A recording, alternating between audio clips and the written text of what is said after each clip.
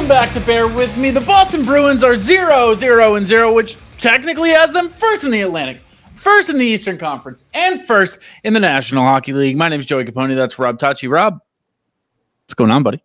We're back. We're back. We're back. Did we intend to be gone? Did we intend to be gone for this long? No, we did not. No. Even though that's what we did the last summer.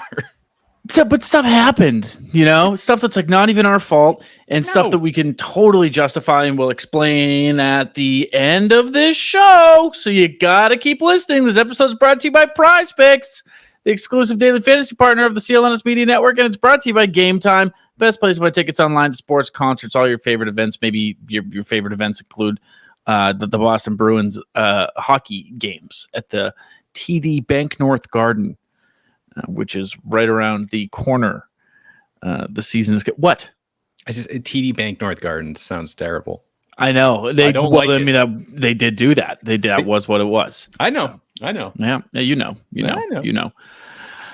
We don't even know where to start. We got notes galore because it's been about 3 months since we've done this show. We've missed literally everything. Quite literally everything from when the Bruins got eliminated on.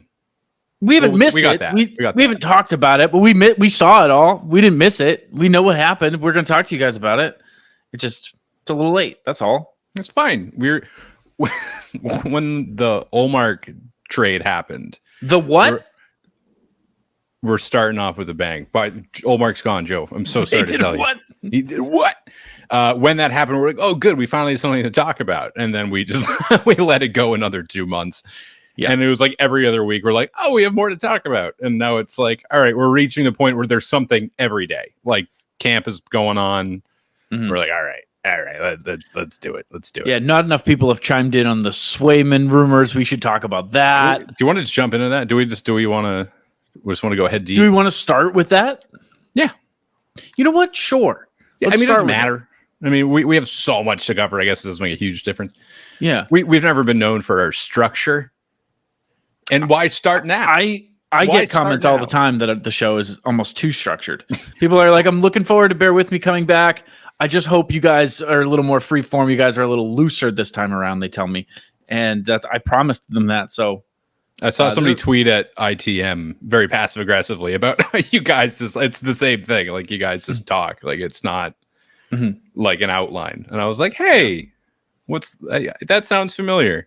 Well, the thing is on ITM, I do this thing to Scott where whenever he presents a problem with the show, I'm like, what are you talking about? People tweet me all the time and they say this, and then people will take that quote and they will verbatim tweet it at me. Oh, okay. So that's what that was, I'm sure. That's just good fans. That's good fans being good fans. Yeah, there was a listener last night who, when I declared, I was like, the Red Sox season's over. This thing's so in the books. Their reply was like, when's Bear With Me coming back?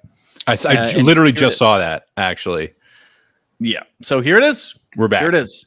We're back. And yeah, I guess let's just start with Jeremy Swayman. The Boston Bruins decided to trade Linus Ullmark without having anything in place for Jeremy Swayman. And, training camp is like here and it doesn't have a deal. And the reports, Rob, are bad. All over the place. Consistently bad, though. Okay, I want to start off strong. Okay, hit it. I want to start strong. If you are relying on Paul Biznasty Bizanet for your information about the Jeremy Swayman situation, don't do that. I don't believe anything he's saying. And it's so funny because like the Swayman thing had been going on for weeks.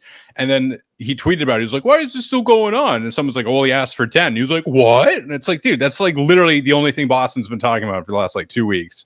Yeah. And now he's coming out being like, it was him or Whitney. It was Whitney. It was Whitney who had the intel. Yeah. I should have just expanded it to spit and chiclet.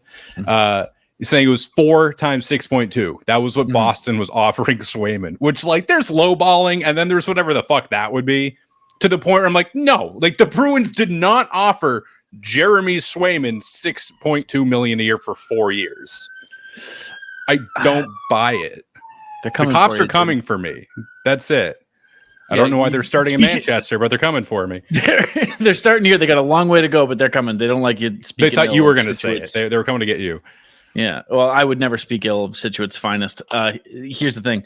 He expanded on that point by saying that not only did they offer 4 by 6.2 and not budge on it, but that they haven't spoke to him in over 3 weeks. Which isn't true because he's been at camp.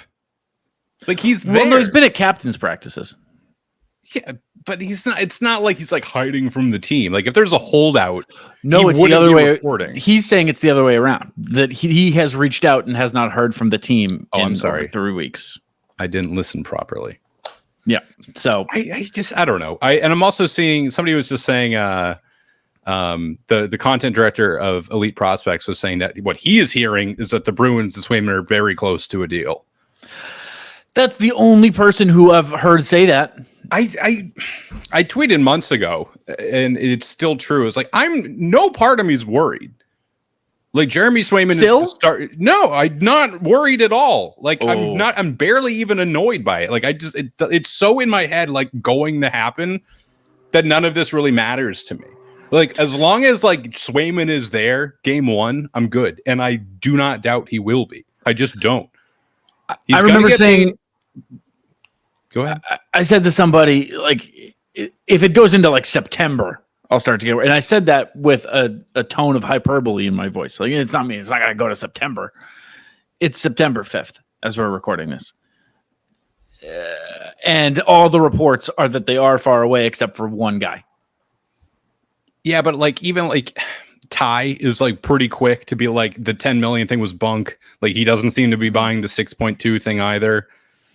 Like I don't know. I just like in the 10 immediately. Like I was like maybe like with the cap going up and like him being ranked like the 4th best goaltender in the league. Like and after that playoff performance, it's not insane for his initial ask to be that high, and then back and forth, you land somewhere around 8.5 to 9, which is what it's probably going to end up being. It's going to be a long-term deal. I would not be surprised if it's the full 8.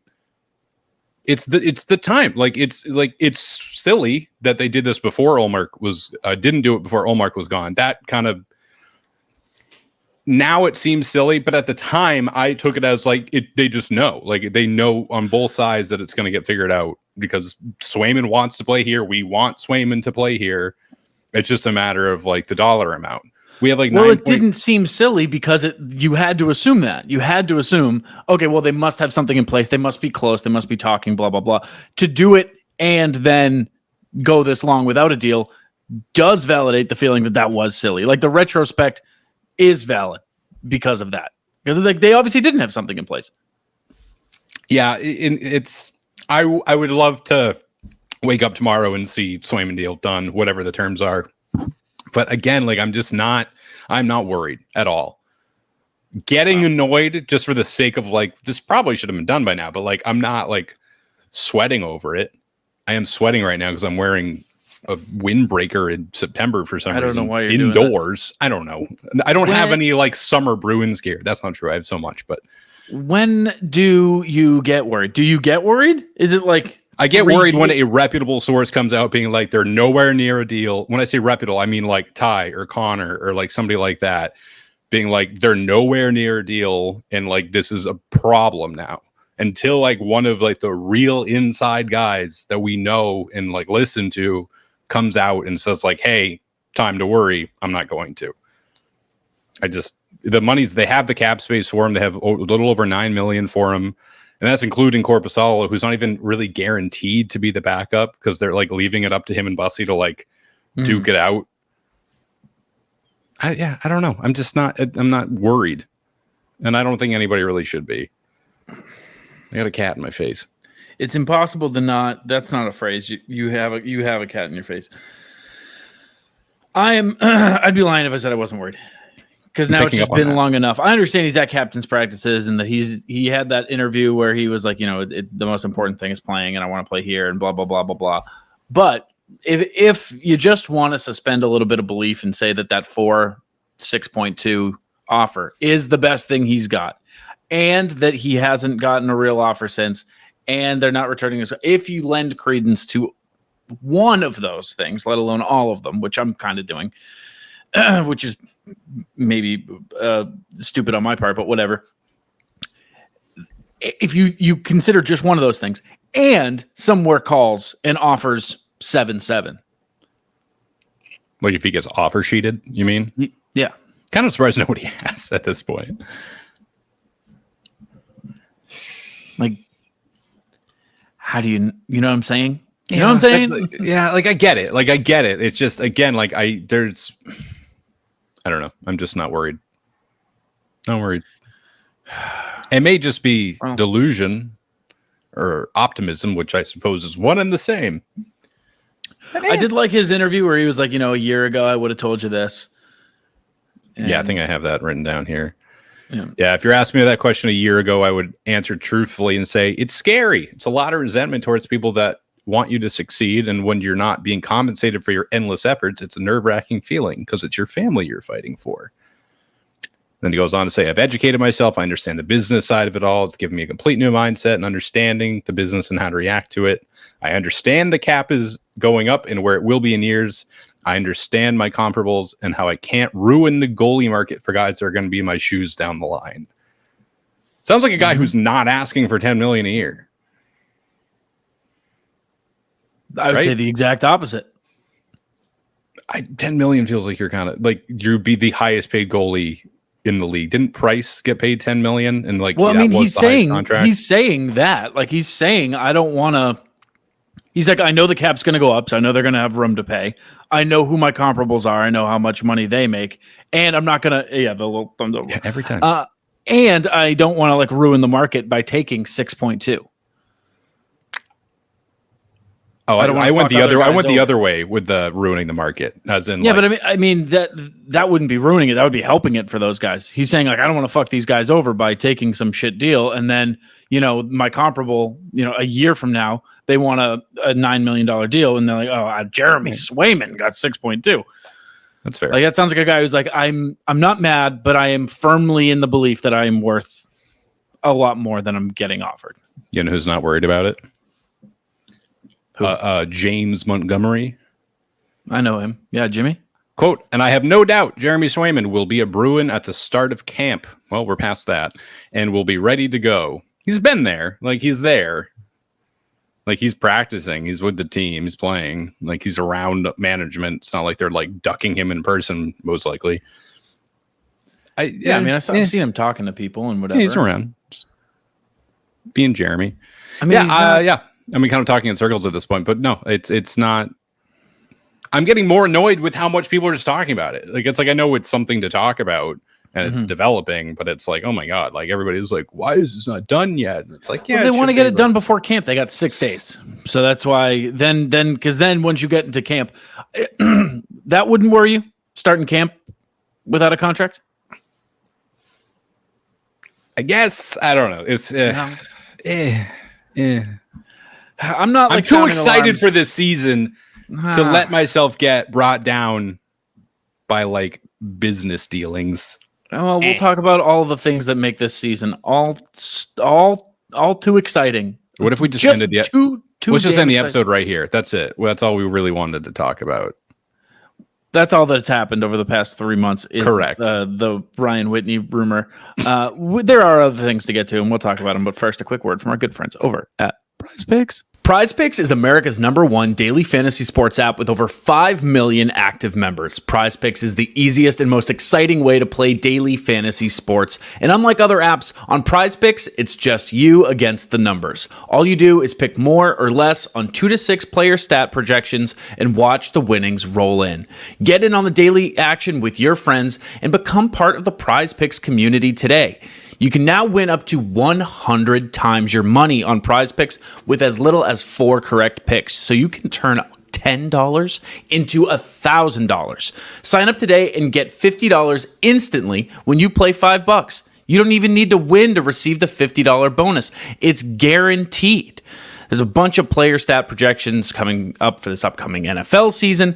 I got Patrick Mahomes for more than 4,300 pass yards and Aaron Rodgers for more than 3,750 pass yards. Get in on the action. Come on, download the PrizePicks app today and use code CLNS for a first deposit match up to $100. That's code CLNS on PrizePicks for a deposit match up to $100. PrizePicks, run your game. Team looks a little different than the last time we were together, eh? Yeah. You could say that. Let's get to it. Let's start with the departures. Yeah. There were a lot. All right. My heart. I mean, we already talked about Ullmark. We did. Yeah, Ullmark is gone. We knew he was going to be gone. We talked about that the last time we had an episode about how we're like, he seems to be the only one not aware that he's about to get traded. And what do you know what? He got traded. I don't mind the return either. I'll tell you that. That's insane to me. That's crazy. We disagree there. People on Mars knew the Bruins were trying to trade Linus Ullmark this offseason. Like, you had negative amounts of leverage. Like, you were going to get whatever you were going to get. The only thing about it that like particularly bothered me at the time was Korpisalo, because we were spending like $5 million for Ullmark, and then Korpisalo comes in at $3 million. I was like, what are we doing? Like, what's the point? Like, the whole point was we didn't want to pay like $12 million for 2 goalies, which we're now poised to be doing. And it's like, is it really worth the $2 million difference? Is it? I don't really care at this point. One, I have faith in the Bruins organization and their scouting. Look at Peak. We all hated it. And we're like, damn, I'm really glad Peak plays for the Bruins. Yep. And the fact that they more or less said that it's not like definitely his, it's Brandon Bussey will have the opportunity to get the job.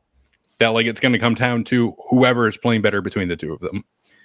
So, and at that point, like I was like, well, I want it to be Bussey, but now it's just down to whoever's better. So if he is better than Bussey, then yeah, play him. Like that should be the move. But yeah, that was kind of it. But yeah, Linus Ullmark plays for the Ottawa Senators. It's kind of weird. We're going to be seeing him. We're going to be seeing him not infrequently. Yeah, I don't like it. I don't like that. I don't like having to see him. That was really tough for a while. I mean, people, I think now like dust has settled a little bit and everybody's kind of chilled out a little bit, but a massive fan reaction to the clips of him explaining the story of how he got the call, and then the clip of him in he was back home, I think, right? You know what I'm talking about? The video of him being like, Ottawa, I'm so excited to be there. Oh, yes. Mm-hmm. Somebody asked him about the goalie hug. There's a gun pointed at him off screen. Yeah, that's the one. Somebody asked him about bringing the goalie hug, and he was like, no shot. No. Which is just another thing that is going to make this year feel also different. It's just such a massive shift in so many ways from last year, with no Jack, no goalie hugs, the Centennial jersey's gone, which we'll talk about, and I'm sure we'll spend a lot of time doing that. But the goalie hug matters. It's just like another, and the tandem being gone, I think, is the bigger thing. That it's just an entirely new outlook, entirely different feel coming into the year. Yeah, it feels there's a new identity this year, a little bit. Tell you what, do not mind being the heaviest team in the league, though. Don't hate that. Cool. Don't hate that. On average, 207 pounds, which is the next is the Knights, the Golden Knights, who are at 205. The smallest team is the Colorado Avalanche at 192 pounds on average. I mean, the Bruins have a guy on their team that brings that average down quite a bit too. Don't know if you know it. Mr. Bradley Marchand. Mr. Brad. Mr. Brad. Are we just going to bounce We're around? all over the joint. We're coming off 3 surgeries when we thought there were going to be none. Yeah. Interesting. Coming into season 18, 38 years old in a contract year. I mean, when you're 38 and the captain of the team, I don't think contract year has the same weight to it for a lot of other players, but it's crazy that he managed to keep it secret for so long and then got into the locker room, got a microphone in his face, and they were like, "You ready for camp?" And he's like, I'm dying. Surgeries. I'm dying. I hid it from you guys. I win. They took my leg. I'm just grateful to be able to walk, dude. Did you? I sent that message to you. The comment he made about his contract. He's like, "I'll never talk about it with the media. Like, I have too much respect for the organization." And a lot of people were like, "That has to be a dig at Swayman, who's like only been talking about his contract." Mm-hmm. I don't know. Well, because Swayman's not talking about his contract. Yeah, he's kind of saying the same thing, more or less. He's like, I know I want to be here. I know what I'm worth, and I'm confident we'll get a deal done. Like, he's saying that. Like, I think Brad is kind of saying, like, I'm not going to shit on the team while I'm here. And I think it's just more of a accidental slip. I don't think Brad would say that. That's it too. I don't think Brad would say it. He'd be like, this guy over here won't stop talking about his contract. I won't, though. He's just not the like passive aggressive type to me. He's just the aggressive type. Like, I don't think he would take, as the captain of the team, I don't think he would take that kind of dig at Swayman that publicly in that context. That alone is like, I don't think so. I think afterwards he was probably like, oh, I see where the dots are connecting here. But it's another thing. I'm like, nah, it's kind of a non-thing. Like, any major media and any major team, like, we're looking for shit to talk about. So of course we're like, oh, the captain takes a dig at the goalie. Like, no, I don't think so. No. Who else is gone, Rob? Who else is gone? Jacob Lacko is gone. I am quickly typing in where he went because I didn't write that down for some reason. He went to the Wild. He went to the Minnesota Wild, and we got Vinny Lettieri back. Didn't know we traded him, but we got him back. Nice try, Minnesota. Brought him home. And I think Lauko also feels like a guy who belongs in Minnesota. Can I say that? Does that make a lot of sense? I think that's a great fit, honestly. It feels right. Yeah, I'm super cool with that. Honestly, a lot of like where the Bruins players went makes sense. I think really all of them do. There was no like, what? Like, Taylor Hall to Chicago was like, what? Okay, I guess. But yeah, Jacob Lauko is gone. That's a shame. Grapes, I liked him. Good energy. Seemed like a funny guy. Grapes. It's also one of those ones that like I'm not like heartbroken over, but it's like, no, we had good moments with him, and you wish him the best. And who's next? Yeah, I think that's the correct amount of lamentation to have over Lauko. Like, man, damn. Yeah. Good luck. So I think he was actually the first one. I think he went before Ullmark did. And then the big one, a heartbreaker that we all saw coming. Jake DeBrusk. Jake DeBrusk making $5.5 million in Vancouver. The 5.5, I really thought he was going to get a bigger bag. I really, really did. I would have paid him 5.5. I thought it was going to be like 6 minimum. If I thought there would be like at least a team that would give him 6+. Slow end to the year, and also like you look at his line mates and all that stuff. I'm sure that played into the decision, and the market also just like didn't explode. So, all right, my cat is literally eating a light switch right now. 1 second. Oh God, Jake is a guy that like I'm just glad for his sake the rumors are done. Yeah. I'm glad he doesn't have to do another year of like, well, now that he's here, now he's got his money. Now is he going to take a step forward, or is he going to keep? He's streaky. Yeah. I'm glad he gets the reset. He's obviously wanted one for a while. It's going to be weird without him. Weirder playing against him. But Vancouver's a good fit for him too. I think. I just think of Quinn Hughes. Like to me, he kind of represents the Vancouver team right now, and I think they would play well together. Joining him in Vancouver is Danton Heinen at 2.25 a year. Good for him. Crazy. And Derek Forbert at 1.5 million. I forgot about Forbert until like a week ago. I was like, he's gone? Oh, right. I liked Forbert. I've always liked Forbert for the most part. Everybody fucking hated Forbert by the end. A lot of people really, really hated Forbert. So I hope he's treated better in Vancouver, because like I still think he's a pretty solid defenseman. Yeah, so there's a lot going on in Vancouver. We kind of just sent everybody out west. Moving through more departures here. Patrick Maroon to Chicago for 1.5 million. That one hurt. That is a little weird. It's always in Chicago. It's always a weird one to Chicago. That one really hurt. That one really made me sad. I really thought we were going to keep Maroon. And dude, the heaviest team in the league, might as well throw Pat Maroon on the pile too. Yeah.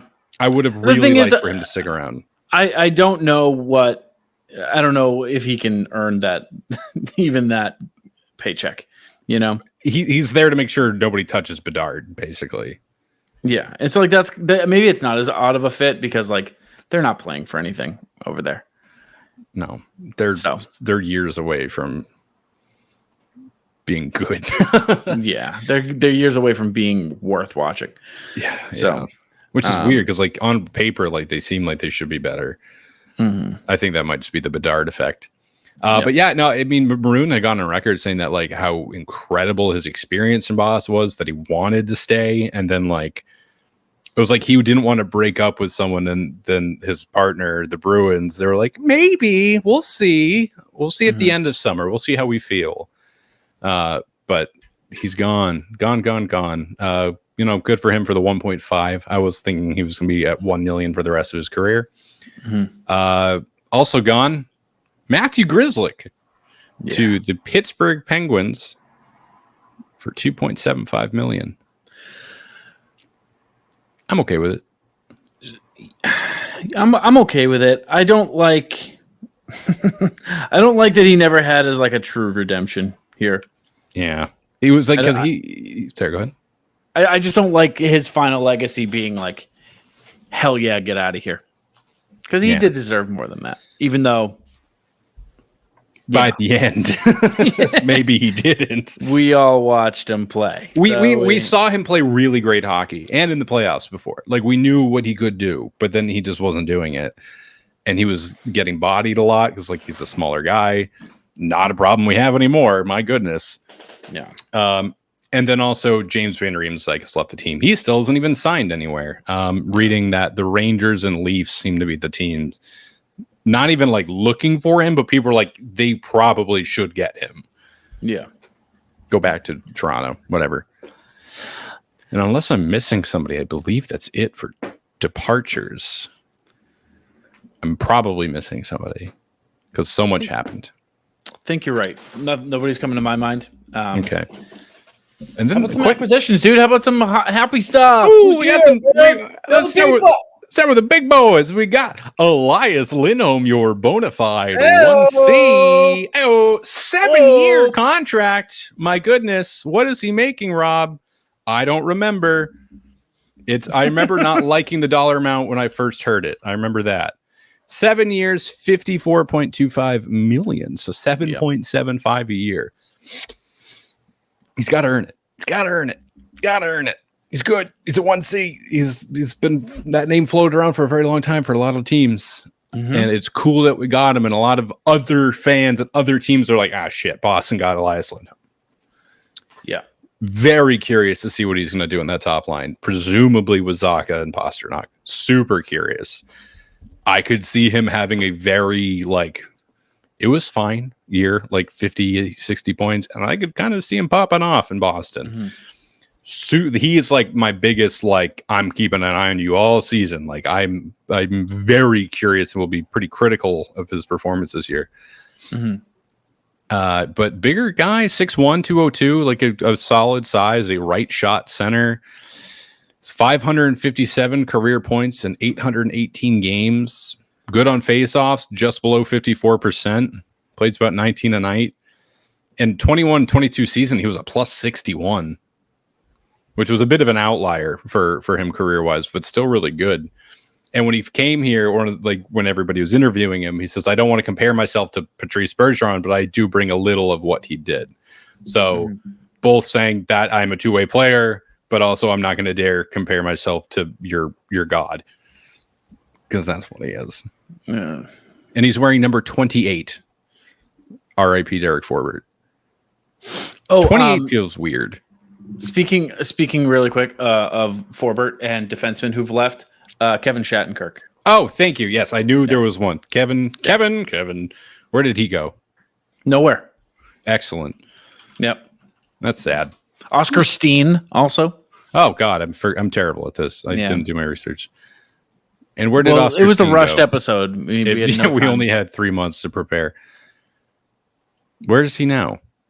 Where did he go? Oscar Steen. I think he went overseas. Did he? Yeah, saying overseas sounds like he's in the war. It's fighting. Yeah, that he plays fight, in the fighting Swedish the good league. Fight. Okay. Yeah. He's in Afghanistan right now, dude. I knew it. I mean, someone's got to do it. So what are you feeling about Elias Lindholm? What were your impressions at the time, and how do you feel about it now? My impressions at the time were, wow, that's a lot of money. Yeah. And my impression since then is like, well, this is the guy. This is the face, or one of the faces of like the next wave. Like this, Charlie McAvoy will play more career games alongside Elias Lindholm than he will with Brad Marchand. Is that right? Jesus Christ. Oh my I think God. that's right. Oh my God. I hate hearing that. I hate that so much. Yeah. Well, McAvoy's been around for longer than people remember. He's been around for like 6-7 years now. Yeah, that's why I was saying, like, is that true? Because it'll be very close. Basically, I'm going to assume Chuck is a Bruin for life. Mm-hmm. And Lindholm just signed a 7-year contract, so it's certainly not impossible. Yeah. Watched a bit of his game. I think he's gonna win people over immediately. Because he does have that two-way Bergeron thing about him, which I think only will raise expectations a little bit, and that people will compare whether or not they want to. Like, because when you're used to seeing that play style, you're used to seeing the greatest of all time in that play style to do it, which doesn't really work in his favor. But I think if his production is back to what it was, not last year, but the year before, I think it's going to be damn near impossible to say anything about it. I think he could be big for the power play too. I've been thinking about that because they didn't really have a great replacement for Bergeron in that bumper position on the power play. Like nobody really took it. And I'm really hoping that he could do that. I mean, like similar size, right shot center, please. Yeah. I'm optimistic about him, but I'm cautiously optimistic. Because you're paying him a lot, and I would have rather. Yeah, he came off like an okay season, including getting traded at the deadline, and didn't play super well afterwards, but not poorly. But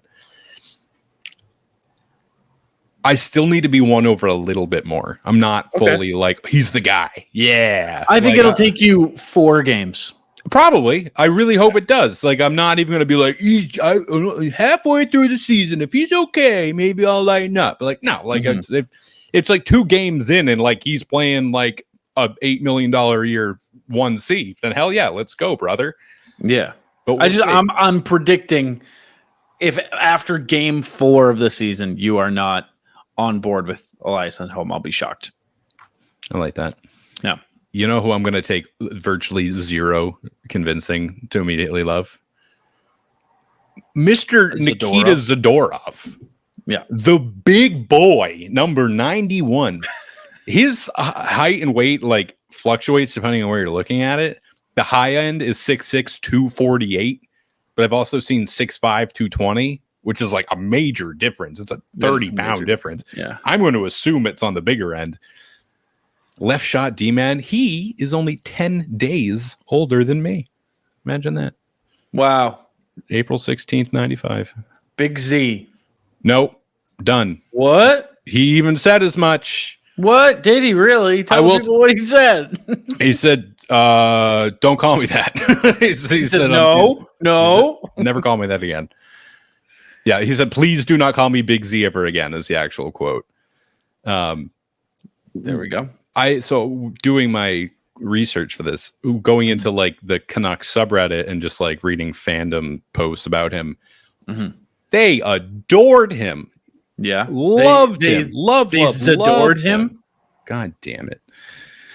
What do we think about calling him the Door, dude? The Door. What do we think about calling him Jim Morrison? What do we think about calling him the Lizard King? I have no thoughts on any of that. None. Not yet. I think the Lizard King is what I've landed on. I don't hate the Lizard King. 6 years, $5 million a year. I like that. I do like that. Yep. I like that price point in time a lot. actually.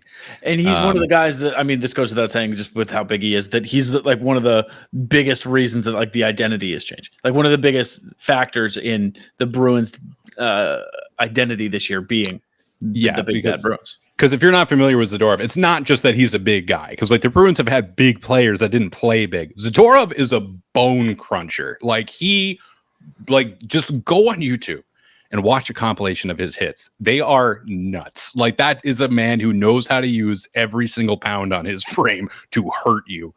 And it's awesome. Awesome. So excited. Dude, we got him and Chuck possibly pairing up. Not necessarily. You don't need to, but even just having them in the decor together. Like Chuck is like 6 foot and he can crush people. And Z can move too. I'm going to call him Z because it's just faster. I'm not calling him Big Z, but I'm going to call him Z. And he can move too. Like he's not like Pat Maroon, like stepping around. You could try calling him the Lizard King if you want, because like a lot of people are calling him that right now. I heard that, but I can't remember where. But I didn't like it when I heard it. No, it's good. Okay, it's good. I heard it's good. Somebody else said it was good. Yeah, so and should think when the trade happened, a lot of like other fans were like, "Fuck!" Like they were not thrilled to see Zadorov play for the Bruins. They're like, "Well, of course he's a Bruin." And that paired with just how large the decor is now, everyone's like, they're going to be a nightmare in the playoffs. Like that, when you can really start like hitting people, like, dude, the average size of the Bruins defenseman right now is 6'4", 217 pounds, and they're not even 27 years old.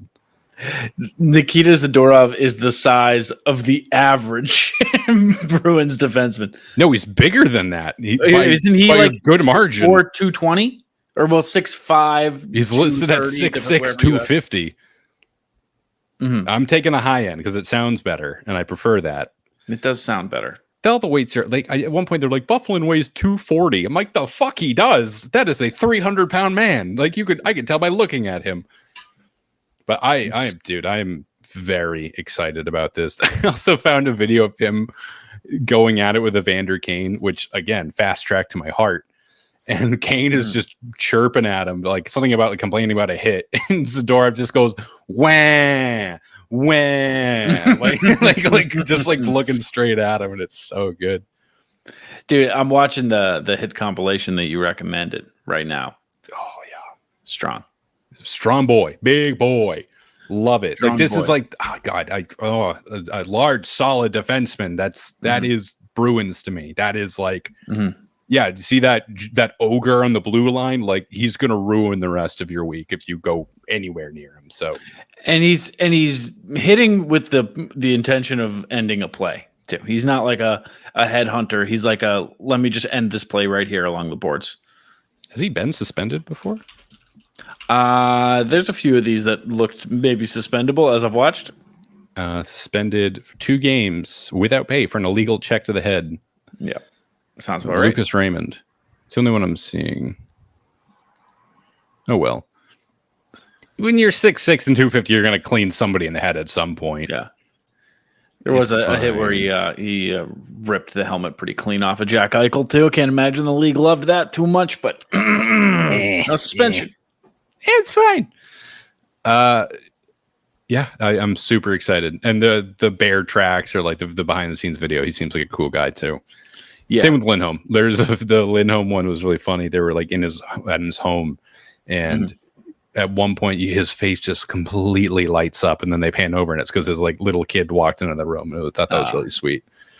He said something today about like how he doesn't like Boston traffic, but he'll get through it. And we're like, oh, buddy, it's gonna get worse. This it's about to get like school's back. My commute just doubled with school returning, so.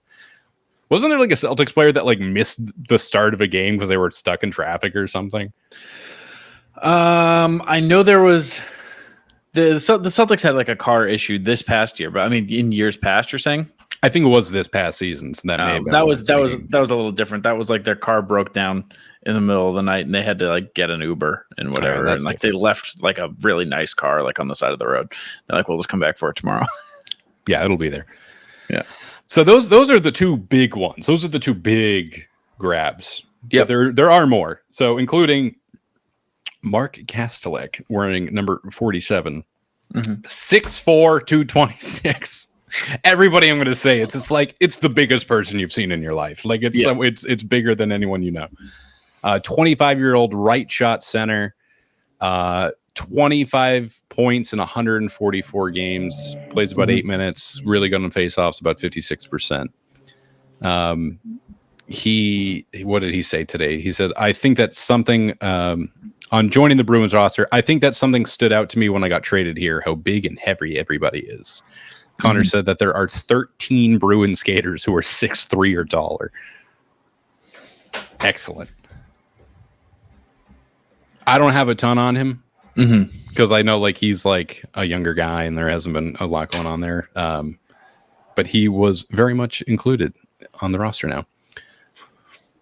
And here comes my dark horse for a potential fan favorite, Max Jones. Yeah. Rob, what do you mean?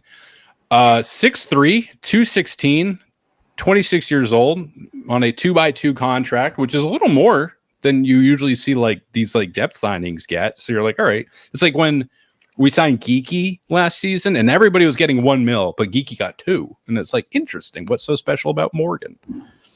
And we saw it. I love Geeky. Geeky's a great player. Jones played 6 seasons in Anaheim, which immediately when I say that, I take all his stats with a grain of salt because it's in Anaheim. It's like, all right, well, that you were playing in Anaheim. Yeah. But dude is built, and he is fast and he hits. He says, I kind of like to play the game with my hair on fire. Great locker room guy, apparently, but hasn't been playing well on the ice to the point where people were predicting he may just be an AHLer from now on. Tough on the faceoffs, 41%, especially for a center. 62 points in 258 career games. Anaheim. I think the way he plays, he could work his way into our hearts. That being said, if the points aren't there, we won't because you got to produce. But especially if we're paying you 2x2 and a guy that people are predicting maybe in the AHL. So yeah, I have my eye on him. It's almost like the Bruins were a little reckless with money early in the offseason and now possible. Not as reckless with it. Definitely possible. Yeah, but I have my eye on him. Just watching some clips, I think he could fit the Bruins system well. We've tightened up a little bit, got with the right line mates. I think he could turn into something legit. Yep. Also, Riley Tufty, number 10. Tough guy. 6'6", 231 pounds. 6'11", 488 pounds. 400 feet tall. It is literally Godzilla. Left shot, left wing. He's making $775K. Thank you for knocking over the microphone, Loki. 8 minutes, about 8 minutes a game. He was a first-round pick, 25th overall in 2016. He is seeming to be a bit of a bust in the sense that like he's not been playing at a first-round draft pick level. He has only played 18 career games in the NHL with 3 points. So he's a bit of a question mark, but we're not paying him a lot. So, hey, we'll see how that goes. Yep. Also, a little story from 2021. Dallas Stars forward and Minnesota native Riley Tuft was scratched 1 hour before the game after he spent all of his call-up money on tickets for his family. And Nick Bukestad even helped purchase more tickets when he ran out of money. So like, everybody he ever knew he was buying tickets for to come see him play. And they scratched him an hour before the game. Why would they do that? Just like something about like how he was only playing because like 2 other guys were like supposedly going to be going into COVID protocol or something. And then they weren't at the last second. But like they're like the coach also like said something else about it. Loki, my guy. So who knows? But that sucks. But he's another one of those, like, the Bruins seem to be taking a chance on this guy. And I think they saw 6'6", 230, and they were like, come on down! Hurt somebody! And then Jonas Korpisalo is also on the team now, which we touched on briefly. He came over from the Ullmark trade as the potential backup. Not a great goaltender. Nope. We'll be wearing number 70. Does make him more money than he should. It makes quite a bit. $3 million for a backup that we're not even convinced he can be the backup. We'll see. We'll see. And in the first round, with the draft pick received from Trading Allmark, the Bruins drafted Dean Letourneau, 6'7", 210 pounds, 18-year-old right shot. When the draft happened, the word raw was being thrown around a lot, implying that like he's got the goods, he's got talent, but it's like not refined yet. Like he's still working on it. But he can move. Tage Thompson was a comparison some people were making, which is not a bad guy to get compared to. Nothing wrong with some TNT. In the Premier Hockey League, he had 127 points in 56 games. I mean, I feel like for any prospect, you can be like, they scored 400 points in 12 games. And then they come to the end of the NHL and they're like, they will not even see the ice. Yeah. So massive grain of salt there. But I mean, the trend here, obviously, size. The Bruins are like, fuck it. We're really tired having 5'9" defensemen. What if everybody was just the biggest person you know? What if everybody was just 7 feet tall? What if we what if we had 6 Jaras? What then? So those are the arrivals. There's also a PTO for a and there is a P. For one Mr. Tyler Johnson. There is. I don't know enough about him offhand, or when the trade happened, or the PTO extension happened. It's like kind of like, okay, we'll see. Like it's like until like I see these guys playing, it's all like, okay. Like I won't know until I see them out there. I mean, his best years were 10 years ago. So he won 2 cups with Tampa, right? He was with Tampa for he was two with times. Tampa through 20, 21. He was there in 21 also. So yeah, 2 cups. 116 playoff games, 65 points. That's not bad. That's not bad. But smaller guy, 5'8", 185. You would be the smallest guy on the team, actually. 34 years old now, so I don't know. I don't know. Not even that old.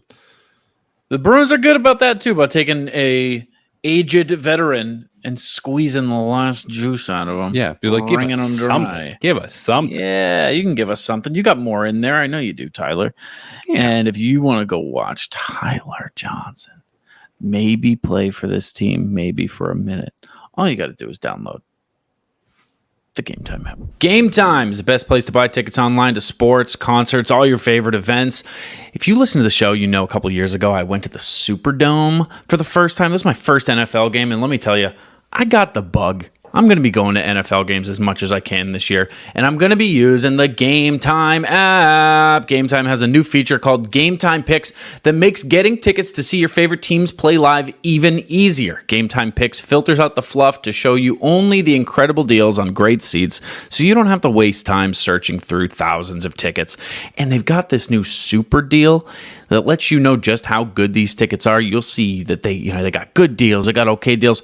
The new super tier, it's the best of the best. So keep your eyes peeled for that. And if you have heard me talk about Game Time before, which I'm sure you have, you know that I love you get to see your seat in the app before you buy. You get a panoramic view. There's no question, am I going to be able to see this? Am I going to see that? Which end am I going to be closer? And you can put on a VR headset and feel like you're already there. Use the GameTime app. It's the best way to get into the building. Download the GameTime app, create an account, and use code CLNS for $20 off your first purchase. Terms apply. Again, create an account and redeem code CLNS for $20 off. Download GameTime today. Last minute tickets, lowest price, guaranteed. Now, there's all sorts of stuff. Yeah, a lot of other things going on around the team to talk about. These are all like hockey adjacent or Bruins adjacent things. Yay? Fair? It depends on what you're going to say. I don't know. You sounded like you had things. Oh, it sounded like you were about to go. I was going to be like, I wrote things down, right? There's one other departure that we have talked about at length, but to bring it up again, you're walking away from the computer right now. I hear you. He hears me. Another departure is our dear friend, Mr. Jack Edwards. It's starting to feel real. It's actually starting to feel like he's not going to just be there with Brick at game 1. It's making me sad. I will say we can officially say he will not be coming on the show. Had a very nice correspondence with him. He's a very nice man. But it is not in the cards for us.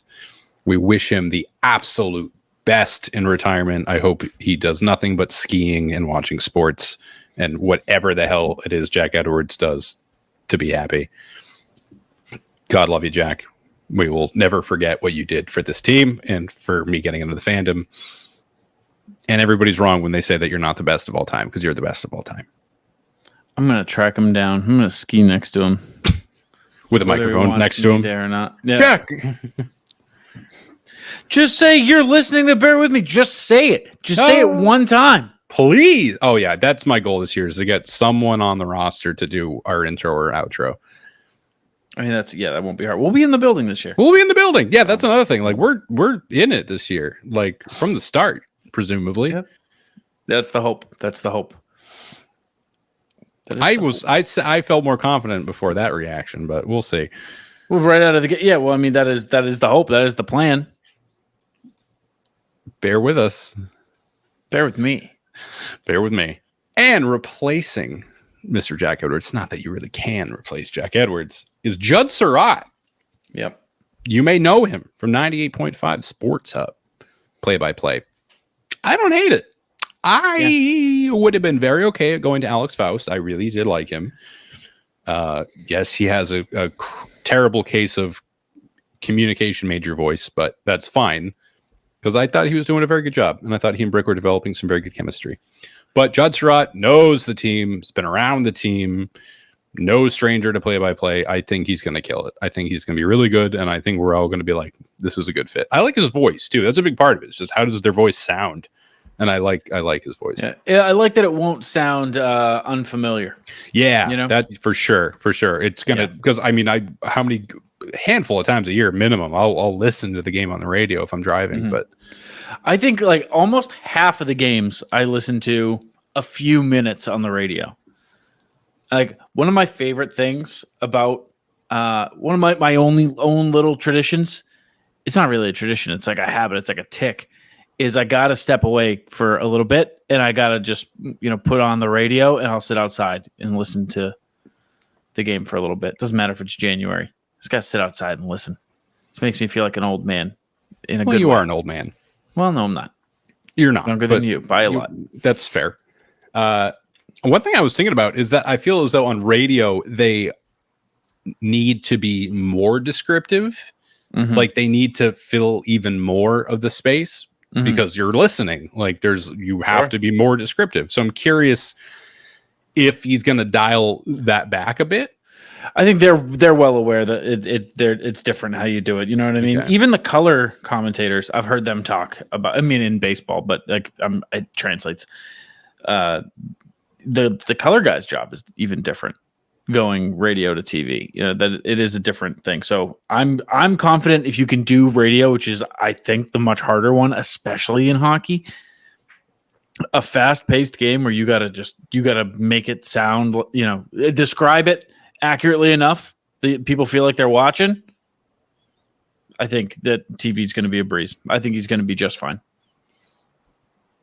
I like that take, and I agree. I think him and Brick will be fun together. I do too. I think they'll be a good duo. It'll be weird though. It will be certainly weird. There will be many times this year where I'll text you like, dude, Jack would be freaking out. I hope he's more active on Twitter. Yeah, I hope he's just like tweeting during the game. I hope he becomes another account that's just like you follow during the game. That'd be awesome. Yeah. That'd be really good. Or just like once a month. Just says like a bullshit call. Oh yeah, no censors. Yeah, like free reign, Jack. After a couple brandies or something, I don't know. Yeah. Whatever his vice is. I'm just going through my notes here. Of course, I put this at the top of the list. The return of my son, our son, a young Mr. Matthew Patra. Very excited to see what he can do. Are we still selling the 51 is my son t-shirts? We are still selling the 51 is my son mug and shirts. Get the mug, get the shirt. 51 is my son. Get the mug. Get the mug. Do it. Buy our merchandise so I can retire. You'd have to buy so many things. Very excited. Apparently, he's coming into the camp stronger. People are saying in the scrimmages and the battles, like he appears to be stronger, which is exactly what you would want out of somebody his age and his situation. Not necessarily starting with the team. Could do a stint in Providence just to kind of get back up to speed. But then again, may not. We have so many centers. We somehow just turned into a surplus of centers. So we'll see. Surplus of Centers is a good album name. It would be. It'd be a good episode name, honestly. Yeah. And if we can recall last season, this team is, and by this team I mean Jim Montgomery, is infuriatingly cautious in playing Patra. Although in retrospect, that could be because they knew he was playing through an injury from the get-go. Yeah. But we'll see. So super excited to see him come back. I think honestly we all are. I see his name left out a lot of like top prospects under a certain age or like young players to look for. And it's like, yeah, like he only played like a quarter of the season at most. Like still has a lot of proving to do. And in a way, I'm like, I'm kind of glad he's off the list because otherwise that's even more pressure. Because like I know myself, I put a ton of pressure on him, but so I'm kind of glad he's going in like more under the radar again this season. But at the same time, I put on my Patra jersey earlier today. I'm like, it's almost time.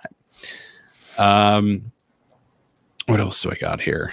A lot of this is just starting to kind of bounce around the league. Jacob Zaboral is on a PTO in New Jersey. That's a name. I was like, oh yeah, him. Yeah, good. Go nuts. Nice. Next, Mark Stahl just announced his retirement. That's true. Goligoski just announced his retirement. This is Marc-Andre Fleury's last season in the league. Wow. That's weird. That one is weird. It's also, we have another season with Ovechkin and Crosby. Yeah. That's like, I'm like, we're in the point where I'm like, we've passed the point where I would have taken it for granted. I'm like, damn, it's still happening. That's great. Like, awesome. Because they're still nasty. Yeah. Tony DeAngelo possibly going to the KHL. Don't let the fucking door hit you on the way out. You piece of shit. Bye. Did you hear about Krug? What about him? Torrey Krug is missing the entire season. Yes. What was it again? I think it's ankle surgery. Yeah. But there was a presser, season-ending ankle surgery. There was a presser where he was talking about it, and like everything he says, he's holding back tears. Which to miss the entire season and to know you're going to miss the entire season, not even like, hey, maybe with some rehab, we can get you in around like December, January. It's like, no, like out, gone, not coming. That's sad. And especially Krug. Krug's a great guy and we miss Krug. The Ducks have new uniforms. They're okay. Like, they're okay. The Capitals have new uniforms. They're okay. They're fine. And I think the Ducks one's getting sucked off a little too much. Yeah, well, I think now that people see the full kit, they're like, it's okay. Yeah. The Utah Hockey Club full kits are out. They're all right. Better than I thought. They're all right. I don't dislike them. Hilarious that they're not available for purchase until January. Thank you, Fanatics. And then they're supposedly naming the team next year, right? Yeah, so it's you got like so 3 months. You can buy them. And then the season end. You can buy them in January. They'll get there in March. Season ends in April. You can buy a collector's item. That's what you can do. Yeah. What else? Austin Matthews is now the captain of the Toronto Maple Leafs. Good for him. Really awkward ceremony with John Tavares handing it over. And it's like, no, I'm still on the team. I'm just not the captain anymore. That's always awkward. Yeah. The debacle with the Remember how Chara should have done that? Go on. All right. It just transported me back to like 2014. Go on. The Florida Panthers unveiled somebody on the Florida Panthers staff unveiled the new center ice logo, which includes the design of the inner bowl of the Stanley Cup itself. Yes. Cool idea. Someone did say it looks like a butthole. Not wrong. Not wrong. And the Panthers fucking fired the person who posted the photo. What it's like, what? Like, it's not that cool. Like, it's like not that secretive. Like, they didn't leak like a name change or something. I thought that was like, all right, guys.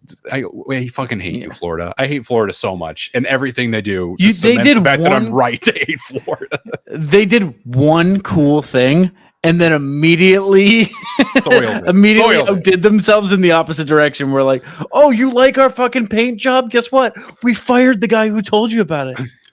That's right. We're bad guys. We're the villain in this story. Remember? We have a new person to worry about when we play Montreal. Patrick Laine is a Montreal Canadien now. I'm not going to worry about Patrick Laine in the year of 2024. Go on. The AHL is now mandating neck guards for all players and on ice officials. Yeah, it'll be here in 2 years. Yeah, like it's coming. Like it just prepare yourself. They're going to put ads on the neck guards. That's why they're going to do it. They're like, great, more real estate. Did you see? I know you did, but I'm going to ask you. Like, I didn't know that you did. Sure, yeah. The video of the Edmonton Oilers locker room after losing Game 7 of the Stanley Cup Final, and it is the loudest silence I've ever heard in my entire fucking life. Bro, I don't know if that's edited, but like the fact that you can hear them announcing the Conn Smythe for Connor McDavid as like they're in the, I don't know if that sound is piped in post, but regardless, that's cinema. I was gonna say that's out of a movie. Like that's literally like the movie follows the team and they give you every reason to believe that they're going to win and then they don't. Yeah. Did we even cover the Panthers winning the cup? No, why would Panthers won the cup? Whoop de fucking do. The Oilers almost had a fucking comeback, and then they didn't. Mm-hmm. Oh God, I hate Florida so much. They're the worst. And there's, of course, I wanted to bring this up at the end just so we could be a bit more jolly in the beginning, but yeah, Matthew Gaudreau, tragically passed away. At this point in the story, it's like I'm not going to act like it's been talked like over to the point where we don't need to discuss it because I would like to. It's just like what do you say other than just like this one got me, man. Like we talked about it, like the second day afterwards, like reading all the posts from the players and the family and the wives. It's like it would have been a tragedy no matter who, but for it to be guys as beloved as the Gaudreau brothers were, and like an electric player like Johnny Hockey, like a guy that's like so small and like that, like almost it wouldn't make sense for him to be an NHL superstar, but he was, and the guy that like chose to go to a team like Columbus. He's like, no, I believe in the team. I think we can really do something here. Was recruiting even like also great players to come play in Columbus. Monahan. It's like it's not a person in the world who has a bad thing to say about either of these guys. No. And it's like such a like the first major story of the year, and this is it. Like it's tough. I didn't believe it whatsoever when I saw it because I saw it at night. I think you were asleep. I think I was because I texted you about it. I'm like, you seeing this Johnny Gaudreau stuff? Because at that time, there was just a couple of little accounts that said, my brother-in-law's cousin is in law enforcement. He said it was Johnny Gaudreau, and well, Tim Peel broke the story. Thank God. And then Tim Peel said something, and then a couple other sources that like are legit were like, "Hey, we are looking into this, and we can't get an answer." And then I was like, "That's what kind of made me freeze and be like, we can't." I understand, but like we can't get in touch with him right now. We can't he can't just wake up and dispel this rumor real quick. Went to bed and woke up to memorial graphics. I think people who maybe aren't as engrossed in the hockey world just like don't know that Johnny, like you said, is a superstar. He's a true star, perennial. Like coming into the league was kind of already a superstar. Like amazing career playing at BC. Like the overtime goal, like he already had a resume, like a glowing resume coming into the league. I actually remember one of the first things I really remember about him was that he had trademarked Johnny Hockey coming into the league, and people were like, "Oh man, I hope his teammates gave him some shit for that." Mm-hmm. But looking back now, it's just sweet.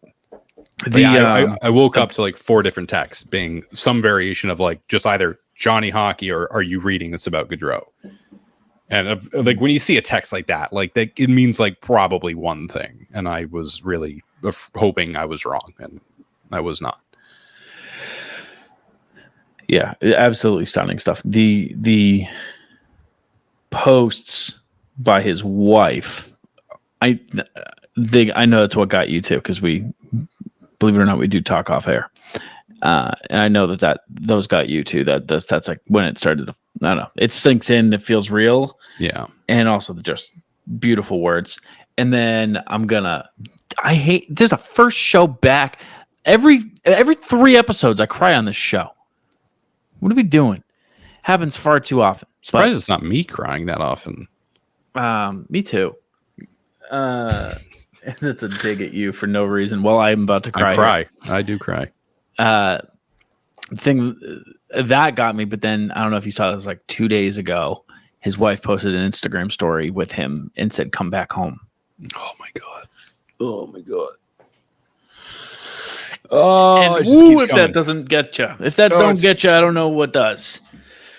Yeah, and then just like Johnny having 2 young kids, Matt's wife being pregnant, the GoFundMe for her too. Like they're like, we're asking for 30,000. Last time I checked, it was at like 300,000-400,000. Yeah, like they're set, like financially, and only that. But yeah, and like the parents, oh my god, and to say nothing about the fact that it was before the wedding. Oh my, and those are her only 2 siblings, right? I don't know. I don't know. I think it was just the 3 of them from photos they were sharing. Like, oh my god, the most devastating aspect to this. I mean, not that it's levels of grief or anything like that, but maybe the most unique brand of grief that was experienced in this situation is the sister who woke up on her wedding day and instead found out that her brothers are dead. That's, I mean, if you're trying to put some kind of silver lining on it and you want to just wrap it up in a nice little bow, there is some comfort in the fact that the family was all together, and that even extended families are all in the same city and whatever. But I mean, obviously that's searching for a flower in what's the phrase? Searching for a rose in a bucket of shit. Is that the phrase? I don't know if that's the phrase, but I do like it. I think I made it up. It works. Gets the sentiment across. Yeah, and I mean, I don't really want to get too much into the vile piece of human debris who is responsible, but the clips speak for themselves from the hearing and the sentencing and all that. So no doubt that every letter of the law will be thrown at this guy. But I think not to focus on that, to focus on a more positive thing. The memorial that was done, there was one in Calgary and one in Columbus. I'm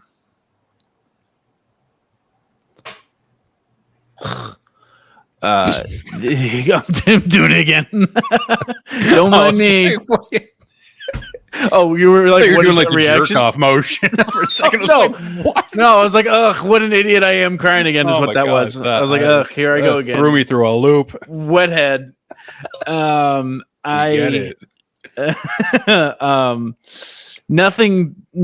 I will never give shit to Columbus Blue Jackets fans ever. No, I'm done. It's coming out. That was droves, thousands and thousands of people. Our first episode was making fun of Blue Jackets fans. That was what our start was.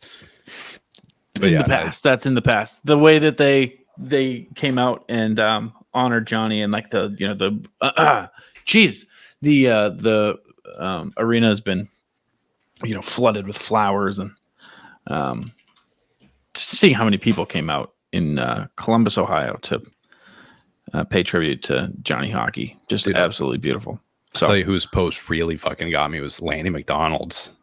Oh yeah, did I send it to you? Like, no, just poetry, man. Like you would be like, this is Lanny McDonald wrote this.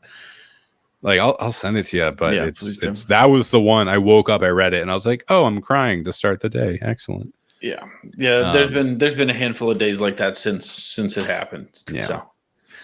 Yeah, but so that's that. The PWHL came out with names. They're all terrible. All of them. All 6 of them are terrible. Assuming they're correct. They're bad. If you did not hear them, the PWHL filed trademarks for, and this all seems to be cemented by the teasers each of these teams are posting. The Toronto Torch, Montreal Echo, Ottawa Alert, Minnesota Superior, New York Sound, and Boston Wicked. 0 for 6. 0 for 6. Over 6. No. Boston Ottawa Wicked? Alert. What? Ottawa Alert does whatever the opposite of rolling off the tongue is. Yeah. It stutters and stumbles out of my mouth. It sounds like a protocol. It sounds like something they would say in a hospital. Like we have a code blue. We have a Ottawa Alert. We have a Minnesota Superior level Ottawa Alert. Boston Wicked is like, that's no effort. Like 0% effort. Yes, Joe. Hi, Joey Copponi here, CLNS Media. Just your opinion here. Does Boston Wicked almost feel sexist? Because Wicked and Wicked's coming out, it makes you think of like the Wicked Witch of the West and all that shit. Does it? No, I think that's a stretch. It's like a musical. I don't know. That's just where my break. Like we're naming it after the musical. Is that what we're doing? Somewhere wrong. No, we're naming it after the fact that we're in Boston. We say Wicked, which like we do, but it's like. But we're the Boston Dunkin' Donuts, like okay. Yeah, but also a hint of like girl power in there because it's like the Wicked. Like I don't know, you think Wicked, you think of Wicked Bitch of the West, and you think of the Wicked fucking. Really wanted it to be the Boston Coven. I thought that would have been sick because he would have played on like the history of Salem, like just up the shore, and it kind of is in the same vein as Wicked.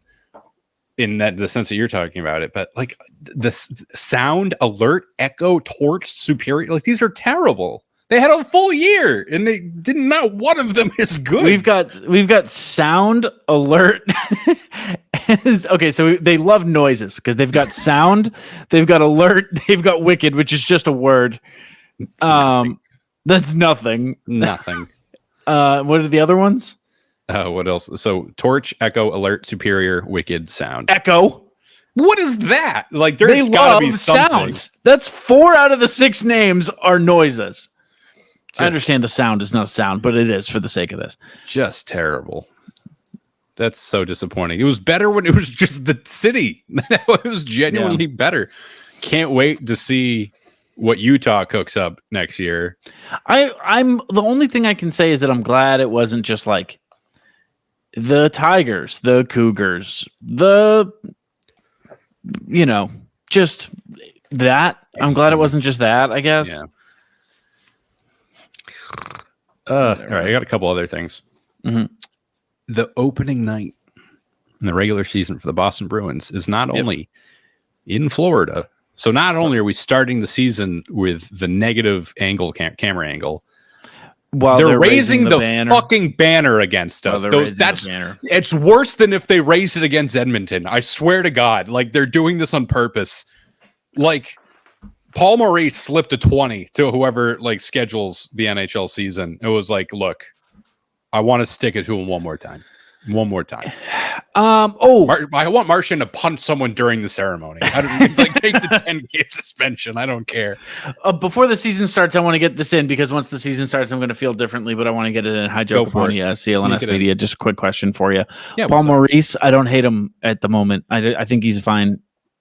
I think that he's fine for right now. I thought like the whole Stanley Cup thing was kind of great, and I thought he handled it great. I actually kind of started to find him a little funny during the thing. And then that clip where he was talking to his dad. Have we already talked about this? I'm getting a little deja vu. I think we did. Yeah. We did talk about this. He's a cat guy too. Like they like, or something. He was like wearing a shirt with his cats on it or something. I'm like, all right, that's a quick way to win me over. Yeah. Fellow cat the thing to his dad where he was like, Richard, Gretzky, fucking Messier. I don't know. It's funny because he would say it that way too. Yeah. Fucking Messier. fucking Mark Kessel. Stanley Cup champion. And now, Dad, your name is on there too. But I thought that was really great. It's like, God damn it, I'm trying to hate you. Stop being nice. Yeah, that was cool. This is my favorite thing about this season. Okay. Yeah. And I text you this because I wrote it during the notes, but I didn't want to wait to tell you it. Okay. So we kind of got accustomed to the start of the season being really annoying because like we would have 1 or 2 games and then there would be like a 5-day gap between games. Yeah. Not only is that not happening to start the season, Yeah. Because of the Four Nations tournament happening in February, because of like the very extended like 2-week break, there are only 2 times all season there are 3 off days in a row. For the entirety of the season, with 2 exceptions, there's only 2 off days between games. That is very exciting. It is a dense schedule. That mid-February is going to be tough. We're going to be like 10 days in and be like, wow, we're still like a week away from Bruins hockey. I mean, I'm going to be supporting probably USA. I was you like the United States of America? They're pretty, well, no, but yes, Stockholm a little bit, but syndrome, not the city. Yeah. I was going to really say like the USA, but I do like Stockholm. More of Stockholm, man. I was going to say I'm going to be supporting Czechia, but they're famously not involved because of all the comments Pasternak was making. So I'm very excited that we have hockey, Bruins hockey, so consistently this year. Very excited about that. Yep.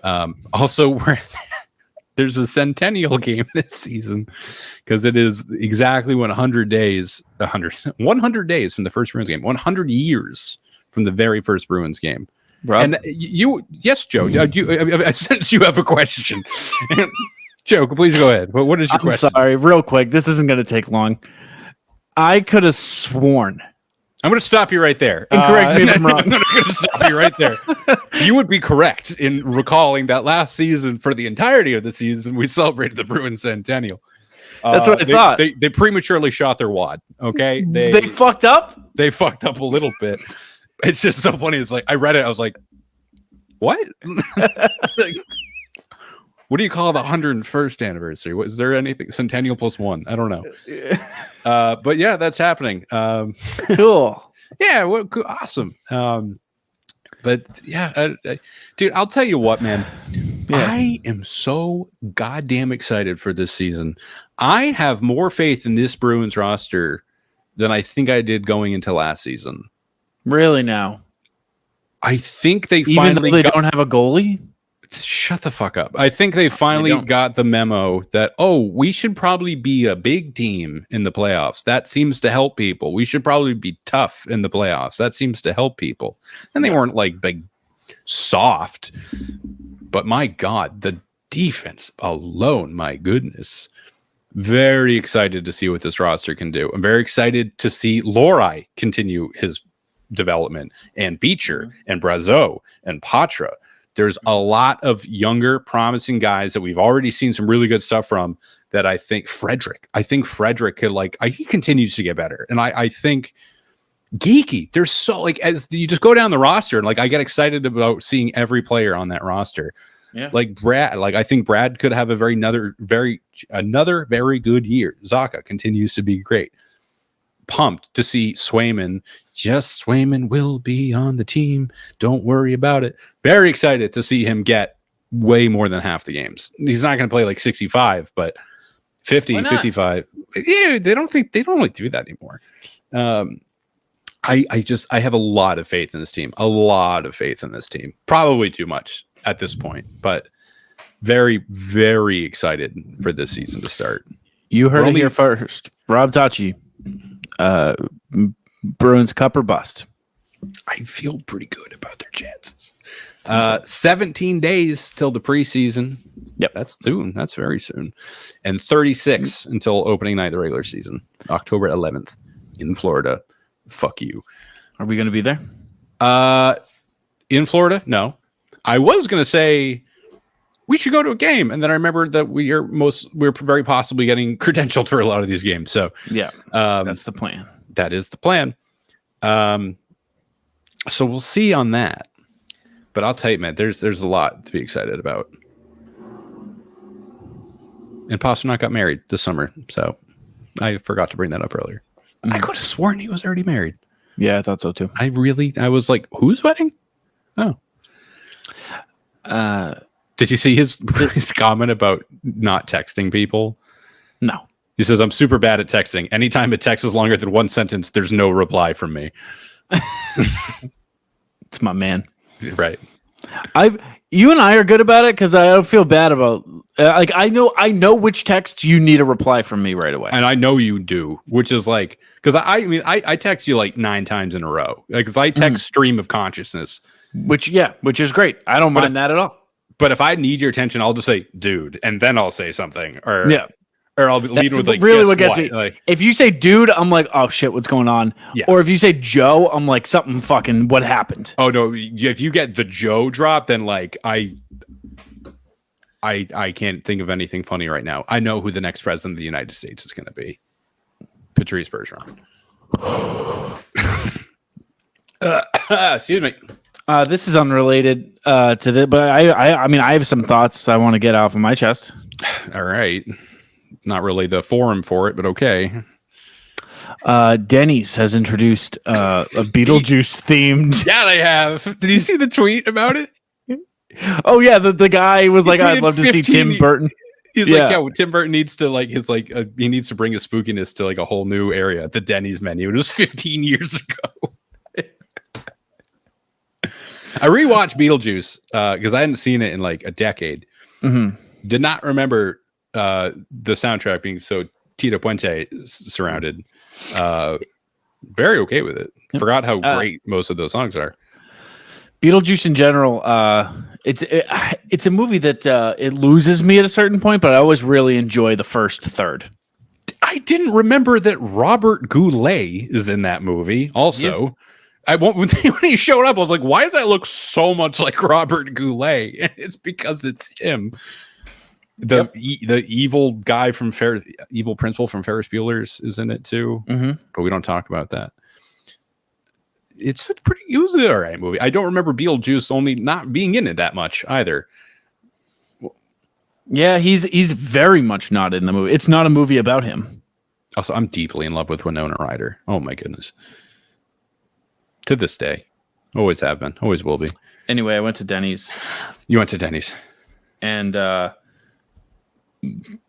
very much regret to inform you that the burger, the Beetlejuicy burger, and this is gross, and I got both, and the grilled cheese mozzarella stick thing.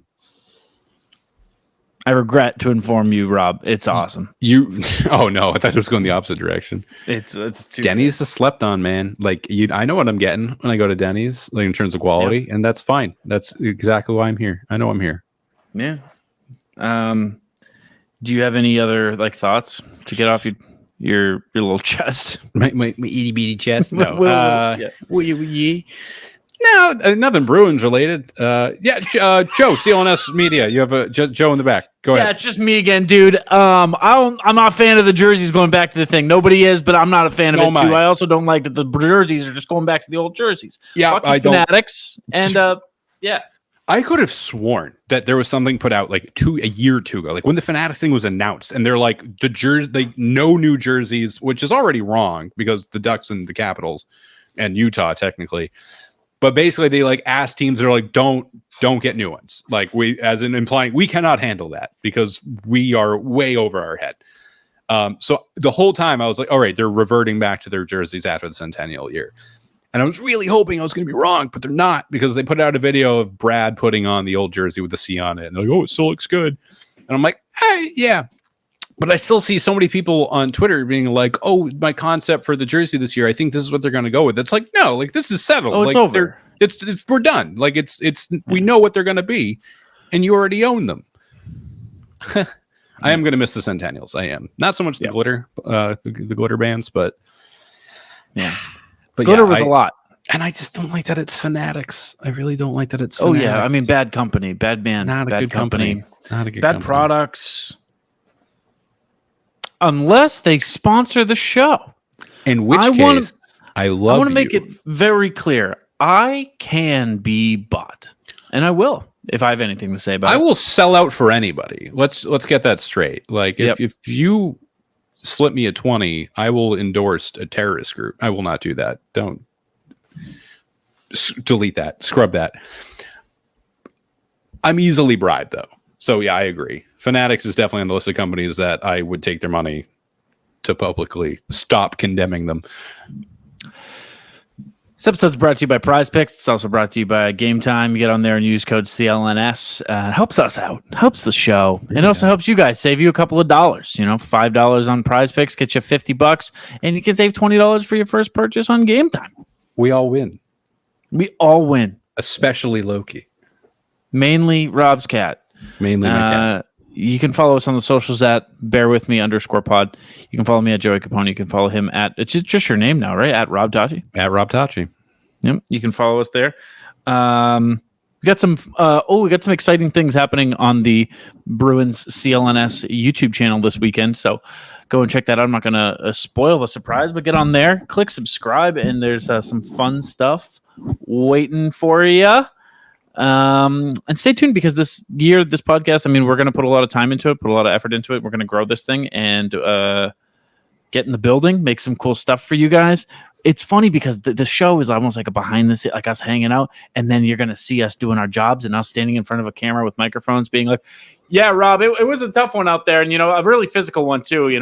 As the game went on into the third period, the bodies were really flying, and they were a great showing from the defense, but the offense continues to struggle. And you'll be like, I've seen these guys, talk about. Be like, that man ate Burger King in his underwear. I know that. He told me that. Yeah. So that'll be fun. That'll be fun. We'll all have a good time together. Good. But thanks for listening, everybody. And thanks for following, subscribing. And as always, thank you for bearing with me. Hibernation's over. We're back.